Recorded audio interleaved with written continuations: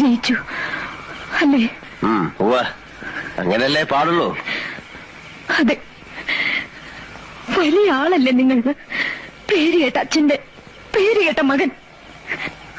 ഞാനാരാ? നിസ്സാരയായ ഒരു പെണ്ണ്.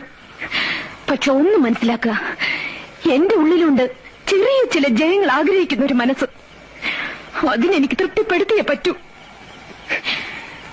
നിങ്ങളെപ്പോലെ രാഭാസന്റെ മുന്നിൽ ചിലങ്ക കെട്ടി ആടിയപ്പോ കളങ്കപ്പെട്ടത് ദൈവദത്തമായൊരു കലയാണ്.